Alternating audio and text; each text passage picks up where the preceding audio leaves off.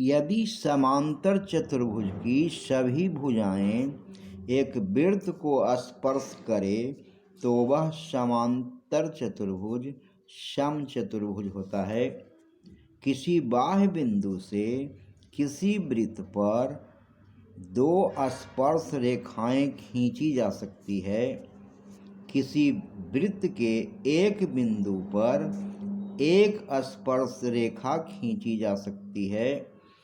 किसी वृत्त के बाह्य बिंदु P से वृत्त पर दो स्पर्श रेखाएं PA तथा PB खींची गई हैं।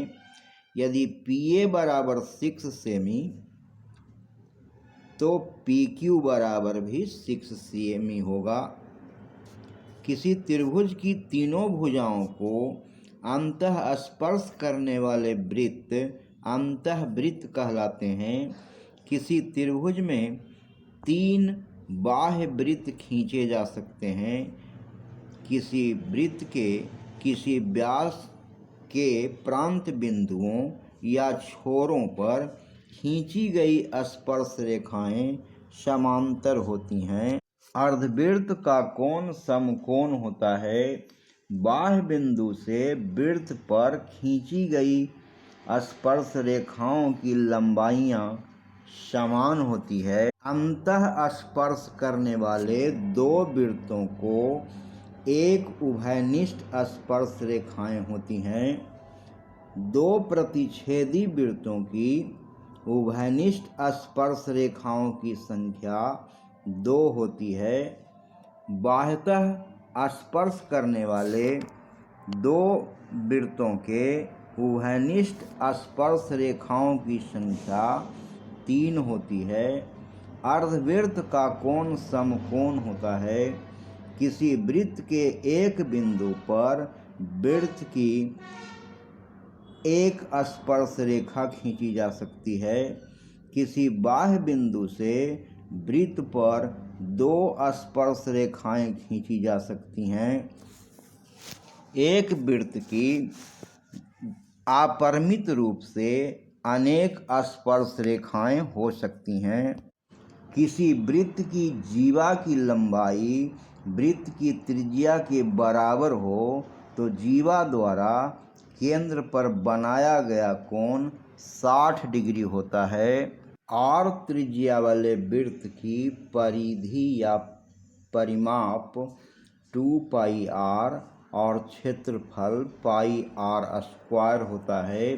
7 सेमी त्रिज्या वाले वृत्त में 7 सेमी त्रिज्या वाले वृत्त के चतुर्थांश का परिमाप 25 cm होता है। ए सेमी त्रिज्या वाले वृत्त के परिगत खींचे गए किसी वर्ग का परिमाप 8a होता है। दो वृत्त के क्षेत्रफलों का अनुपात 4:1 है तो उनकी त्रिज्याओं का अनुपात 2:1 होगा। यदि किसी वृत्त के परिधि और क्षेत्रफल आंशिक रूप से समान हैं तब वृत्त की त्रिज्या 2 इकाई होगी। दो वृत्तों के क्षेत्रफलों का अनुपात 4:1 है तब उनकी त्रिज्याओं का अनुपात 2:1 होगा। यदि किसी वृत्त की त्रिज्या दुगनी कर दी जाए तो पुराने एवं नए वृत्तों के क्षेत्रफलों का अनुपात 1:4 होगा। दो वृत्तों की त्रिज्याओं का अनुपात 3:4 है तो क्षेत्रफलों का अनुपात 9:16 होगा। दो वृत्तों की परिधियां 2:3 के अनुपात में है तो इनकी त्रिज्याएं भी 2:3 के अनुपात में होंगी। यदि किसी वृत्त की परिधि को 50% कम कर दिया जाए तो उसका क्षेत्रफल 75% कम हो जाएगा। यदि किसी वृत्त की त्रिज्या दुगनी कर दी जाए तो नए एवं पुराने वृत्तों की परिधियों का अनुपात 2:1 होगा। एक किनारा वाला घन का कुल पृष्ठीय क्षेत्रफल बराबर 6a² और पार्श्व पृष्ठीय क्षेत्रफल बराबर 4a², घन का आयतन बराबर a³ घनाभ का पृष्ठीय क्षेत्रफल या कुल पृष्ठीय क्षेत्रफल बराबर 2 × LB + BH + HL, घनाभ का आयतन बराबर LBH, बेलन का वक्र सतह का क्षेत्रफल बराबर 2πRH और बेलन के कुल पृष्ठीय क्षेत्रफल बराबर 2πRH + 2πr², बेलन का आयतन बराबर πr²H, शंकु का पृष्ठीय क्षेत्रफल वक्र पृष्ठीय क्षेत्रफल बराबर πRL और शंकु का कुल पृष्ठीय क्षेत्रफल बराबर πRL + πr², शंकु का आयतन बराबर 1/3πr²H, गोला का कुल पृष्ठीय क्षेत्रफल या पृष्ठीय क्षेत्रफल बराबर 4πr² और आयतन बराबर 4/3πr³। अर्धगोला का वक्र सतह का क्षेत्रफल बराबर गोला के वक्र सतह का क्षेत्रफल 4πr² का आधा होता है, यानी 2πr² होता है। आयतन भी अर्धगोला का आयतन भी गोला के आयतन 4/3πr³ का आधा यानी 2/3πr³ होता है। लेकिन एक बात विशेष रूप से ध्यान रखना है कि अर्धगोला का कुल सतह का क्षेत्रफल गोला के कुल सतह के क्षेत्रफल का आधा नहीं होता है। माने गोला का पृष्ठीय क्षेत्रफल 4πr² होता है, लेकिन अर्धगोला का कुल सतह का क्षेत्रफल 2πr² + πr² = 3πr² होता है। याद रखना है विशेष रूप से कि अर्धगोला का कुल सतह का क्षेत्रफल 3πr² होता है। दो गोलों का आयतनों का अनुपात 8:27 है। उनके पृष्ठीय क्षेत्रफलों का अनुपात 4:9 होगा। यदि एक बेलन और एक शंकु के व्यास और ऊंचाई समान हैं तो उनके आयतन का अनुपात 3:1 होगा। एक घन और एक गोले के आयतन का अनुपात जब घन गोला के परिगत है 6:π होगा। यदि एक गोले की त्रिज्या 2 गुनी कर दी जाती है तब उसका आयतन 8 गुनी हो जाएगी। दो गोले के आयतनों का अनुपात 8:1 है। इनकी त्रिज्याओं का अनुपात 2:1 होगा। एक ठोस गोला को पिघलाकर एक ठोस शंकु के आकार में ढाल दिया जाता है जिसकी ऊंचाई a है तो आधार की त्रिज्या 2a होगी। दो वृत्ताकार बेलन जिनका आयतन समान है और उनकी ऊंचाइयों के 1:2 अनुपात में है, उनकी त्रिज्याओं का अनुपात √2:1 होगा। समान ऊंचाई के एक शंकु, एक अर्धगोला एवं एक बेलन समान आधारों पर खड़े हैं। उनके आयतनों का अनुपात 1:2:3 होगा। दो बेलनों की त्रिज्याओं का अनुपात 2:3 है और उनकी ऊंचाइयों का अनुपात 5:3 है। उनके आयतनों का अनुपात 20:27 होगा और त्रिज्या के गोले का आयतन 4/3πr³ होता है। अर्धगोले के संपूर्ण सतह का क्षेत्रफल 3πr² होता है। किसी घन का किनारा दुगुना हो जाने पर कुल पृष्ठ क्षेत्रफल पहले के कुल पृष्ठ क्षेत्रफल का 4 गुना बन जाता है।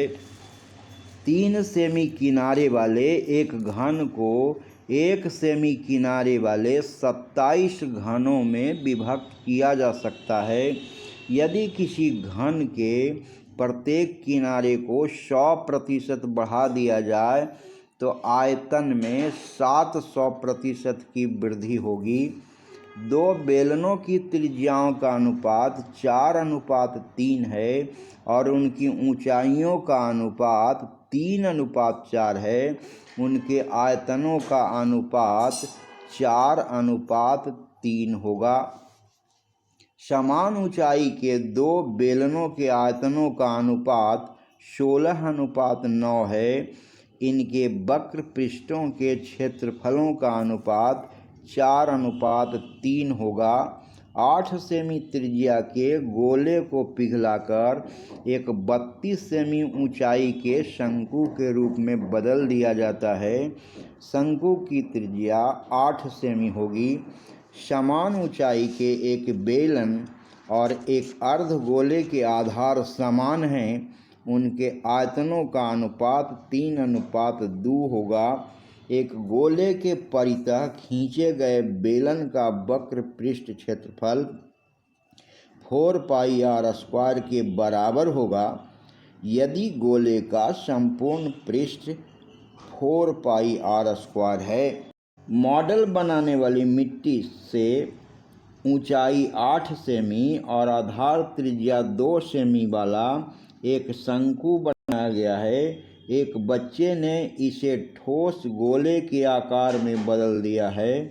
गोले की त्रिज्या 2 सेमी होगी। संचयी बारंबारता वक्र को त्वरण कहते हैं। केंद्रीय प्रवृत्ति की सबसे उपयुक्त माप माध्य है। माध्य, बहुलक, माध्यक और मानक विचलन में मानक विचलन केंद्रीय प्रवृत्ति की माप नहीं है। केंद्रीय प्रवृत्ति की माप माध्य, बहुलक और माध्यक है। त्वरण से माध्यिका आलेखीय ढंग से ज्ञात किया जा सकता है। आलेख द्वारा माध्य निर्धारित नहीं किया जा सकता है। बहुलक बराबर 3 गुने माध्यक माइनस 2 गुने माध्य। किसी बारंबारता बंटन का बहुलक आलेख द्वारा आयत चित्र से निर्धारित किया जा सकता है। माध्यक का 3 गुना और माध्य के दुगुना का अंतर बहुलक कहलाता है। त्वरण खींचने के लिए वर्ग अंतराल को ओवरलैपिंग या अपवर्जी होना चाहिए।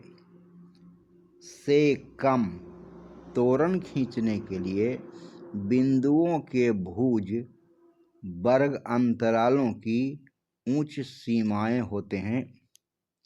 से अधिक त्वरण खींचने के लिए बिंदुओं के भुज वर्ग अंतरालों की निम्न सीमाएं होते हैं। से कम त्वरण और से अधिक त्वरण के कटान बिंदु का भुज माध्यिका होगा। बहुलक सामान्यतः वह चरमान होता है जिसकी बारंबारता सर्वाधिक होती है। बहुलक निकालने का सूत्र है L plus F0 minus F-1 बटे 2F0 minus F-1 minus F1 into I माध्य बराबर संख्याओं का योग बटे संख्याओं की संख्या। यदि किसी घटना की प्रायिकता Pe से निरूपित है तो 0 is smaller than or equal to Pe is smaller than or equal to 1। मतलब किसी घटना की प्रायिकता ऋणात्मक नहीं हो सकता है, मतलब माइनस चिन्ह वाला नहीं हो सकता है, और एक से बड़ा भी नहीं हो सकता है। असंभव घटना की प्रायिकता शून्य होती है और निश्चित घटना की प्रायिकता एक होती है। एक असंभव घटना की प्रायिकता शून्य, निश्चित घटना की प्रायिकता 1, किसी घटना की प्रायिकता सदैव एक से कम या समान होती है।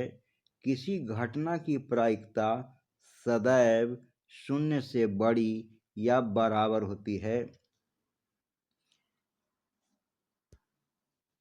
किसी घटना E के लिए PE प्लस PE नहीं इक्वल्स 1 होती है। किसी प्रयोग के सभी परिणामों की प्रायिकता का योग 1 होता है। किसी संभव घटना जो निश्चित घटना नहीं है की प्रायिकता 0 और 1 के बीच होती है। घटना E की प्रायिकता प्लस घटना E नहीं की प्रायिकता 1 होती है। उस घटना की प्रायिकता जो घटित नहीं हो सकती है शून्य है। ऐसी घटना एक असंभव घटना कहलाती है। उस घटना की प्रायिकता जिसका घटित होना निश्चित है 1 है। ऐसी घटना एक निश्चित घटना कहलाती है। किसी प्रयोग की सभी प्रारंभिक घटनाओं की प्रायिकताओं का योग 1 होता है। किसी घटना की प्रायिकता शून्य से बड़ी या उसके बराबर होती है तथा 1 से छोटी या उसके बराबर होती है।